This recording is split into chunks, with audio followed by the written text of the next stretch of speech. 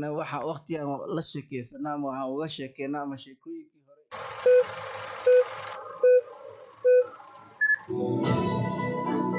Today's politics and everything in between. This is Iqra 3 p.m. News, the station with a difference.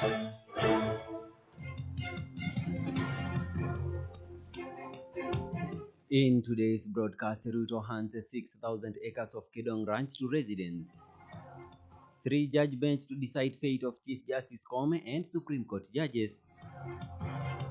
As internationally, no sense in Gaza ceasefire talks amid Israel's hunger war, says Hamas. This is Assalamu alaikum wa rahmatullahi wa barakatuh, and welcome to Iqra News Full Bulletin at 3 p.m. My name is Abdul Hamid Suleiman. President William Ruto has allocated the contested 6,000 acres of Kedong Ranch to the Maasai community in Narok as he began his 2-day tour of the county.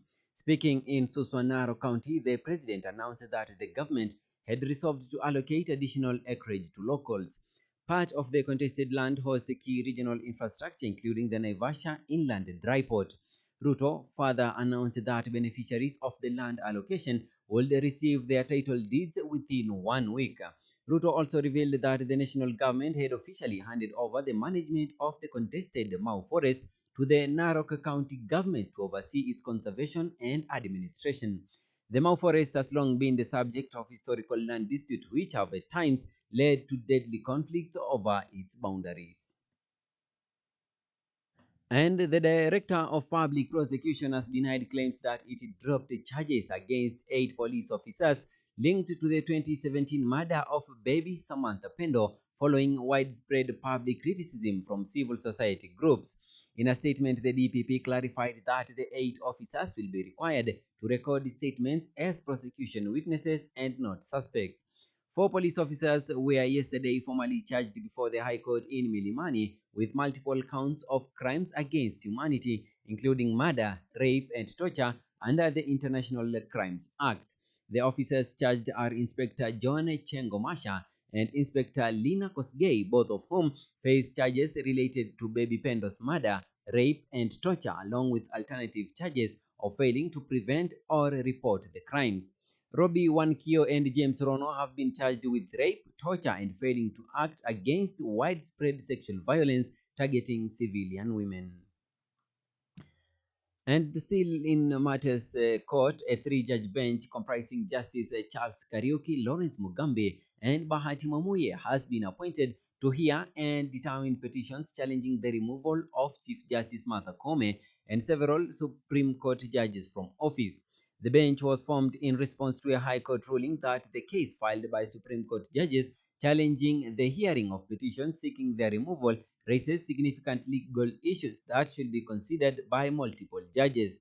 Chief Justice Koome, who also served the Supreme Court's president, along with Justice Njoki Ndung'u, Isaac Lenaola, William Oko, and Smokin Wanjala, had petitioned the High Court to challenge the Judicial Service Commission JSC handling of the removal cases. Similarly, the High Court temporarily halted the JSC proceedings in the removal cases pending the hearing and determination of the suits. This is 95.0 Iqra News. And moving on, President William Ruto has formally received the report on the recruitment of nominees for the position of chairperson and commissioners of the Independent Electoral and Boundaries Commission (IEBC), marking a significant step towards reconstituting the country's electoral body. The report was presented to the head of state at State House Nairobi by the IEBC selection panel led by Dr. Nelson Makanda following the conclusion of a comprehensive vetting and interview process. The president affirmed his commitment to upholding constitutional procedures, stating that he will nominate the shortlisted candidates and forward their names to the National Assembly for vetting and approval. The submission of the report follows the successful conclusion of a month-long interview process. The IEBC selection panel wrapped up the interviews for the chairperson position on March 26th, having assessed 11 candidates, including former Judiciary Chief Registrar Ann Amadi and ex-CIC Chairperson Charles Nyachai. And 3 individuals who were arrested for allegedly throwing a shoe at President William Ruto during a public event in Migori have been released without charges after investigations revealed the act was not intentional. The incident, which occurred on May 5th as President Ruto was launching a 200-unit affordable housing project in Kehancha, Kuria West constituency as part of his ongoing 3-day walking tour of Migori County. Security officers moved swiftly to arrest 3 individuals suspected to be involved. However, after a thorough review of multiple video recording, investigators concluded that there was no clear intent to target the head of state. A senior security official said the video footage showed one person holding a shoe, possibly mimicking others who were using their phones to record the event. According to the investigators, someone reportedly complained that the shoe was blocking their view, prompting another individual to knock it aside. The shoe was inadvertently propelled towards the president. And a multi-agency security team intercepted explosives in a bus bound for Meru today. During a routine patrol on Kanyonyo Embu Highway, officers seized a carton box bearing a milk brand logo. When the officers opened the box, they discovered 10 water gel explosives marked Explogel V6, 1 detonating code, and 2 ideal electric detonators.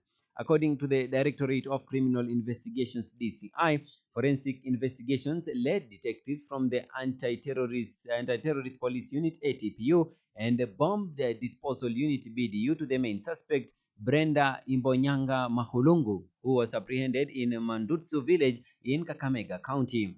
DCI also stated that 2 more suspects, David Tindi Andala and John Karioke Kungu, were apprehended in Meru town following additional investigation. The suspects are in custody awaiting further investigation with the bus and seized explosive held as exhibits. On to the international news. And into matters international, Hamas will no longer engage in ceasefire negotiations with Israel, seeing no point in doing so as long as the Angus war and extermination war continues on the Gaza Strip, according to the Palestinian group's senior official.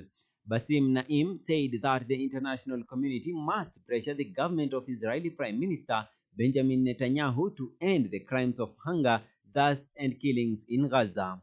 Naim's remarks came a day after Netanyahu said the population of the enclave will be moved in an upcoming expanded military operation by Israeli forces that will reportedly entail the conquest of the Gaza Strip and the holding of the territories. Nearly all of Gaza's 2.3 million residents have been displaced multiple times since Israel began its war on the Palestinian enclave in October 2023. It's 10 minutes past 3 p.m. That's all for update at this hour. My name is Abdul Hamid Suleiman. Do join us at 6 p.m. for this and more updates in the Swahili language.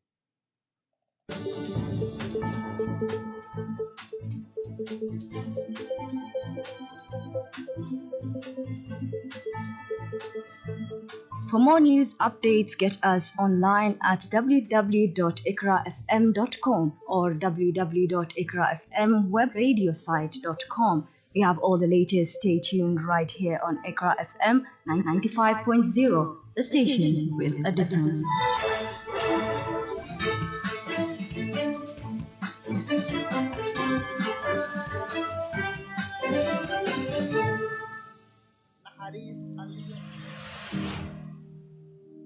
Escape the ordinary and step into Yeyani Resort,